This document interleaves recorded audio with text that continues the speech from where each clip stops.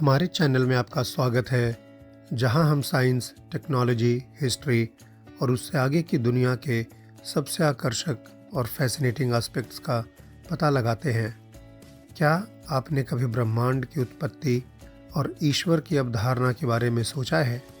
बहुत से लोग एक निर्माता के बारे में विचार करते हैं, विश्वास रखते हैं, लेकिन इससे यह सवाल उठता है कि अगर भगवान ने ब्रह्मांड को बनाया, तो भगवान को किसने बनाया? इस वीडियो में हम इसी प्रश्न पर विभिन्न पर्सपेक्टिव का पता लगाएंगे और ईश्वर और ब्रह्मांड की अवधारणा में गहराई से उतरेंगे। पर्सपेक्टिव नंबर 1, एक अनिर्मित ईश्वर में विश्वास। कई धार्मिक परंपराओं, विशेष रूप से ईसाई धर्म, इस्लाम और यहूदी धर्म जैसे एकेश्वरवादी धर्मों में एक अनिर्मित ईश्वर में विश्वास एक सामान्य दृष्टिकोण है। एक अनिर्मित ईश्वर की अवधारणा इस विचार पर आधारित है कि ईश्वर शाश्वत है और हमेशा से अस्तित्व में है और इसीलिए उसे एक निर्माता की आवश्यकता नहीं है। एक तरीका है कि इस अवधारणा को अक्सर समझाया जाता है कि एक आवश्यक प्राणी के रूप में भगवान के विचार के माध्यम से। यह तर्क सुझाता है कि कम से कम एक ऐसा अस्तित्व अवश्य होना चाहिए जो अनिवार्य रूप से अस्तित्व में हो, अर्थात बिना किसी बाहरी कारण या व्याख्या की आवश्यकता के हो। इस आवश्यक प्राणी को अक्सर ईश्वर के रूप में पहचाना जाता है और इसे सभी अस्तित्व का स्रोत और निर्वाहक माना जाता है। एक और तरीका है कि एक गैर निर्मित भगवान में विश्वास को अक्सर समझाया जाता है, जो समय और स्थान से परे होता है और जो भगवान के विचार के माध्यम से होता है। यह परिप्रेक्ष्य बताता है कि ईश्वर भौतिक ब्रह्मांड के बाहर मौजूद है और समय और स्थान के नियमों से बंधा नहीं है, जो हमारी दुनिया को नियंत्रित करता है।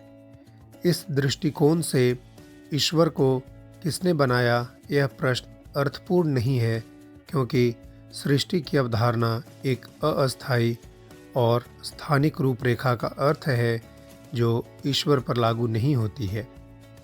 एक अनिर्मित ईश्वर के विचार को समझना मुश्किल हो सकता है, क्योंकि ऐसा लगता है कि यह कारण और प्रभाव की हमारी समझ को चुनौती देता है। हालांकि जो लोग इस विश्वास को रखते हैं, उनके लिए हम परम रहस्य और भगवान के चमत्कार का प्रतिनिधित्व करते हैं। यह बताता है कि ईश्वर हमारी भौतिक दुनिया की सीमाओं से बंधे नहीं है और इसके बजाय हमारी समझ से परे एक परलौकिक और शाश्वत प्राणी है।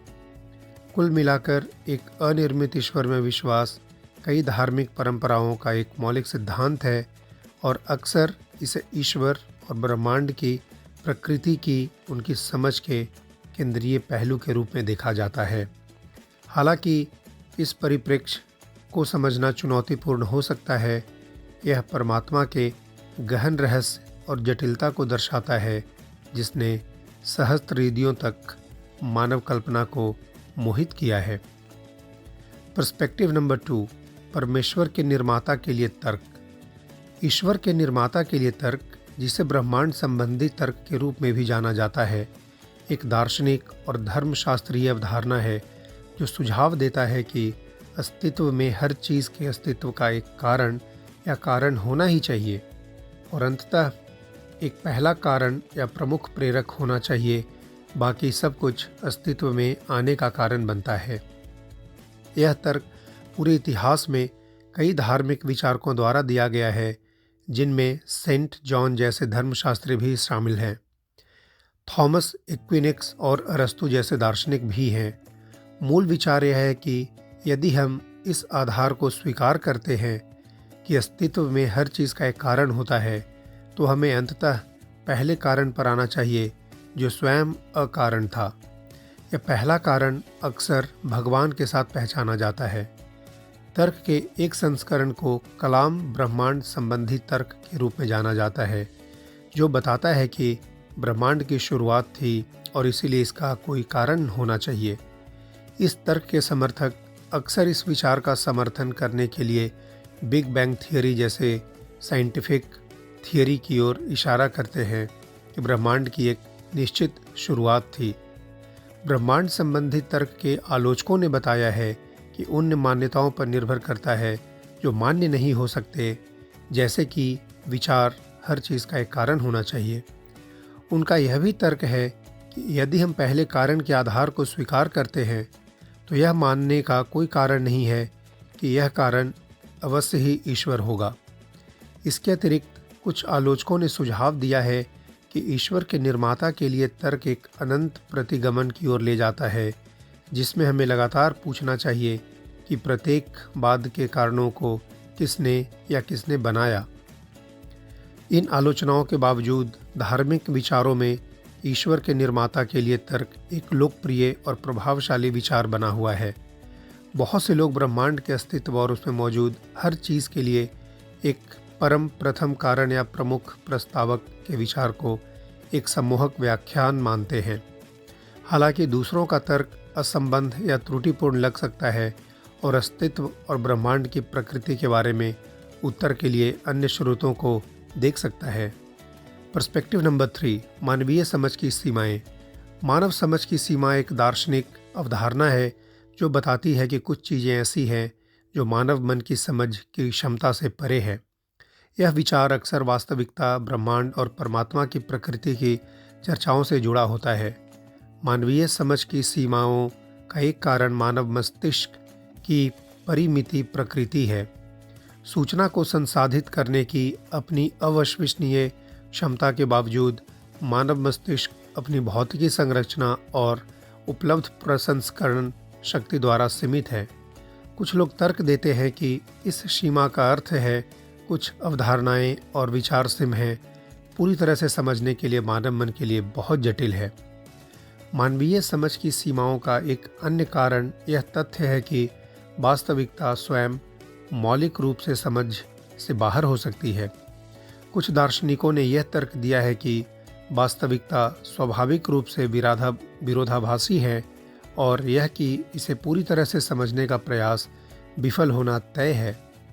दूसरों ने सुझाव दिया है कि वास्तविकता के ऐसे पहलू हो सकते हैं जो मूल रूप से मानवीय धारणा से परे हैं, जैसे कि समय की प्रकृति या ब्रह्मांड की यांत्रिक कार्यप्रणाली। मानवीय समझ की सीमाओं का धार्मिक विश्वास पर भी प्रभाव पड़ा है। कई धार्मिक परंपराओं का सुझाव है कि परमात्मा मौलिक रूप से मनुष्य के लिए अनजान या समझ के बाहर है।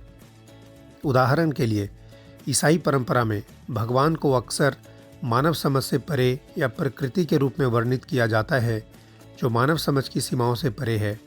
इसी तरह हिंदू परंपरा में ब्राह्मण की अवधारणा को अक्सर मानवीय समझ की सीमाओं के परे वर्णित किया जाता है।